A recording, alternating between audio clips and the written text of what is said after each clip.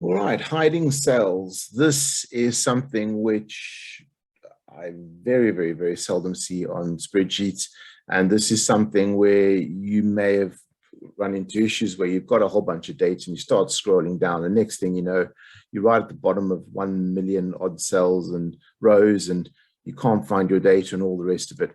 So let me just show you what I would normally do. I mean, this is a very basic version. I would normally have it far neater with borders around the edge and what have you. If you have a look at any of the spreadsheets I've made, you'll see exactly what I mean. But what I would seriously suggest doing is if you're just using this part of the spreadsheet, it's very simple to hide the rest of it. So if you click on a column as such, if you click over here, obviously it just selects the cell. If you select at the top, it selects the entire column. Now, if you press Shift, Control, and Right, it basically selects everything all the way to the final column, which is column XFD.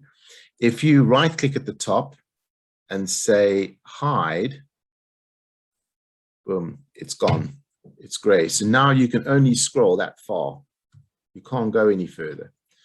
And if you actually want to do from below as well, so if you click on that row, for example, Shift, Control, and this time down, it goes right down to the bottom and hide, which means now you can only scroll within that border. It keeps your spreadsheet neat and tidy, and you can't go scrolling massively beyond where you want to. So that's just something very simple that can be done. If you want to unhide it, it's equally as easy. If you click at the top here, in the top left-hand corner, it highlights everything. And then depending on what you want to unhide, if you go to the top and go right-click, unhide, then it'll unhide all the columns. And if you do the same and go down here along the rows and unhide, it'll unhide all the rows, and you're back to where you started again. So hopefully that will help you to keep your spreadsheets a little bit neater.